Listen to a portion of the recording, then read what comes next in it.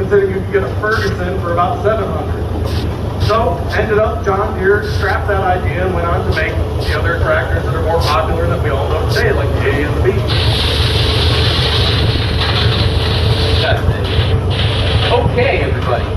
This machine was built in Waynesboro, Pennsylvania. It is one of 2 double-cylinder steam traction engines here on the grounds this year. This engine is what's known as a double simple, meaning that steam from the boiler is only used in each cylinder once before being exhausted out the stack. Owned by the Peterson family, pulling a matching threshing machine, just like you would have seen in the countryside about 100 years ago. Any whistles up there? Together and watched a film produced by the J.I. Case Company called When Steam Was King. They were so intrigued by the film, and some of them having old machines themselves, thought, how fun would it be to pull all the old engines out of the barn, steam them up, and put on a show for their friends and family. This machine is the first one to have done that here in Sycamore. It has not missed a reunion since we've been a club since 1956. 20 horse Minneapolis, owned by the Peterson family. Looks like we got Danny Cork at the throttle today. Any whistles, Danny?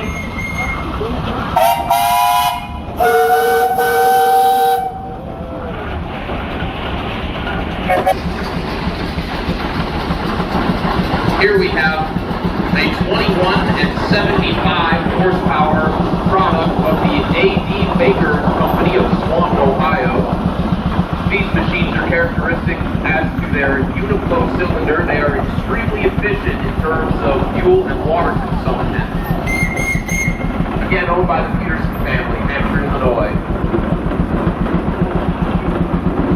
Manufacturer of traction engines during the age of steam. They have a very standardized and easy to maintain design, very similar to what you might find on a Case traction engine. And there's a lot of argument back and forth of which did it better, Case or Advanced Rumbly. Any whistles today, John?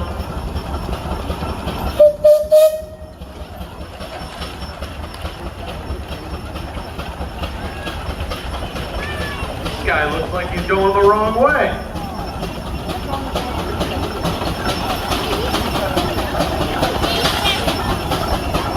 Next up in line, we have a number of reasons. I'm going to have you pause for a second, Jack, and we'll see if the microphone works. I'm going to hop over there.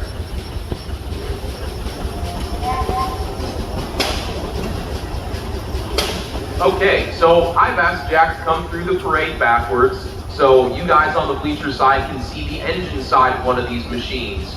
Notice that there's only one crank, but there's 2 cylinders. How does that work? This is what's known as a tandem compound engine. Compounding is what we refer to as steam being used twice.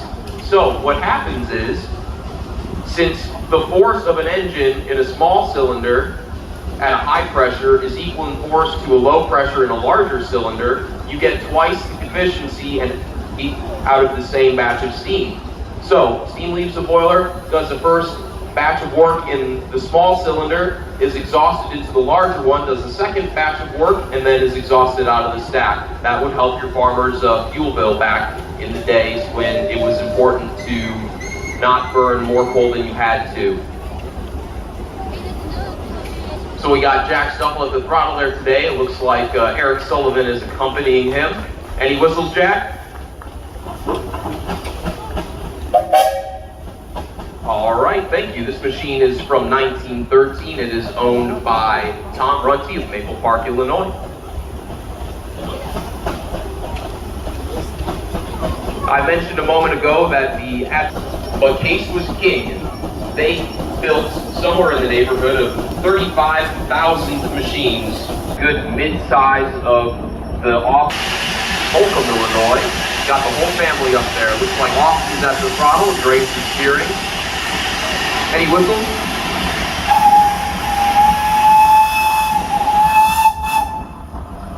All right, thanks for bringing it through.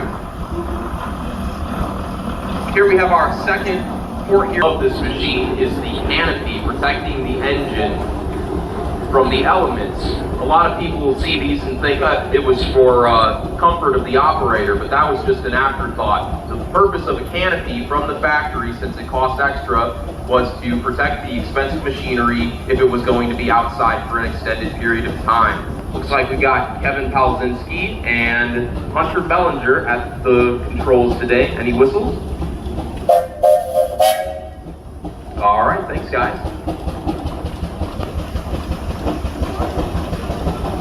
Starting about 1924 Buffalo Springfield steamroller with a steam-powered steering. So these would go back and forth each day at the construction site, doing whatever, flattening whatever you needed to have flattened. Interesting to note is there is a seat for the operator, but the fireman had to walk alongside the machine all day, back and forth. Any whistles? Owned by the Fruit family out of Kirkland, Illinois. Thanks, guys. Case was the most prolific manufacturer of traction engines, and this was their most popular model.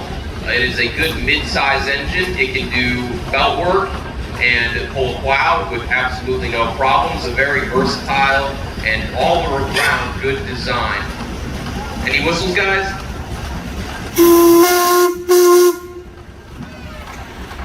Any more? All right, thanks, guys. Here we have the last of our 3 Fort Huron 19 and 16 horsepower traction engines. These were branded as Longfellow machines because of their to have lugs bolted onto the wheels. These lugs are cast into the wheel themselves. This was marketed by Fort Huron to be a self-cleaning design that would never get clogged with mud. This machine is from 1919 and is owned by the Gould family out of Naperville, Illinois. Looks like we got Joe Perillo at the throttle today with his family on a matching water tender wagon behind him. These would be used to ferry fuel and water to the engine if it was doing stationary work in a remote location so you could keep going. Because if your engine isn't running, you're not making any money. Any whistles, guys?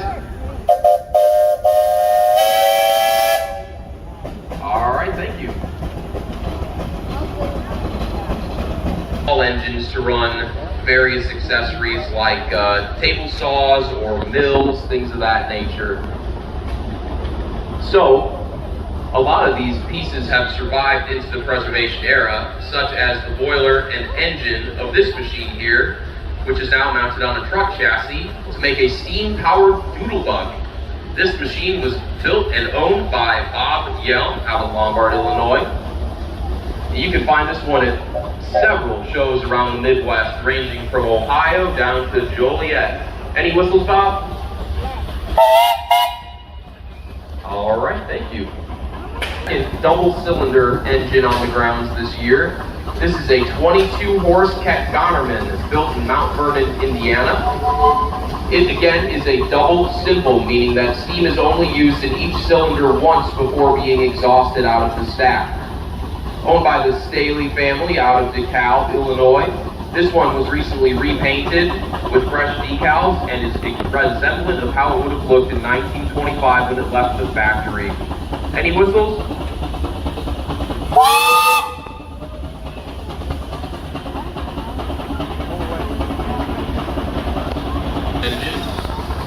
This is owned by the Lutens family out of West Chicago, Illinois. One characteristic of Minneapolis engines is the large head tank in front of the smokestack. That is for added water capacity when you are out running in a remote location. The more water you were able to carry with you, the longer you could run without having to be relying on the tender wagon. Any whistles, guys? Any more? That's it for today. Thanks, guys. Up next, we have a 40. This is owned by the Hubbard family out of Shawnee, Illinois. And this is a little bit on the smaller side. So you saw the mid-size 50 case, you saw the very popular 65, and this one is just a bit smaller, a 40 horse. You you would have found an engine like this most commonly doing belt work, like running a sawmill or a thrashing machine. Looks like we have Reese Baker at the throttle today, Dave Stevens steering, and he whistled. All right, thanks guys.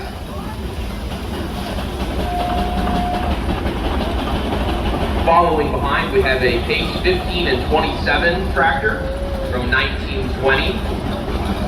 This again is owned by the Hubbard family out of Huron, Illinois.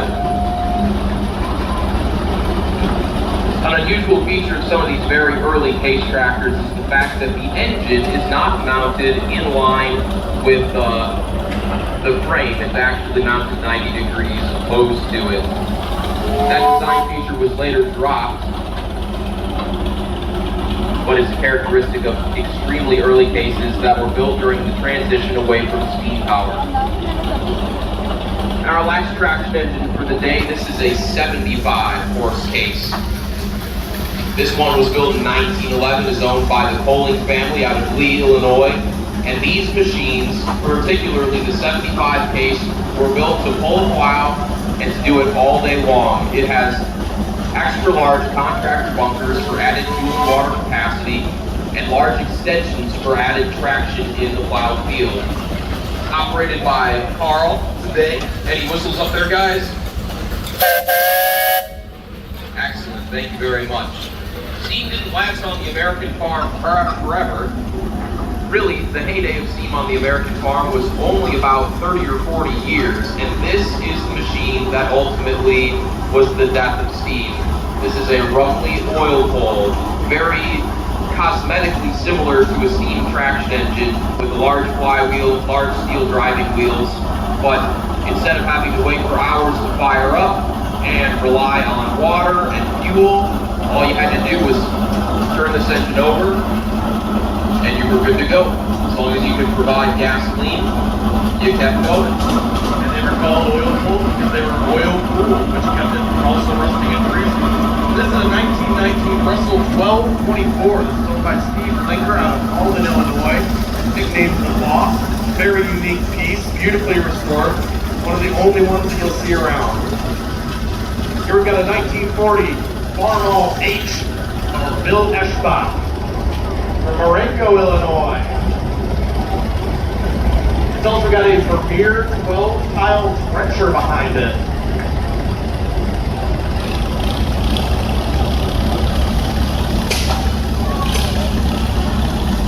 Here we have a Ellis Chalmers D15, one of their earlier diesel tractors. This is a 1963, owned by Lane and Linda Heatherwork out of Peatone, Illinois.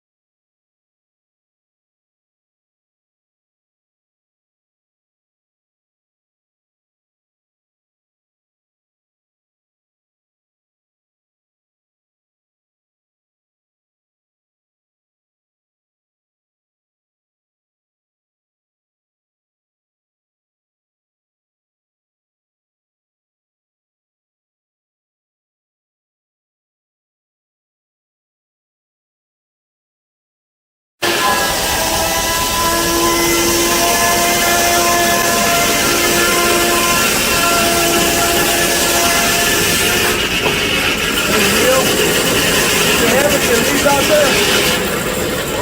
Stuff, all the wide edge tables and things they made out there.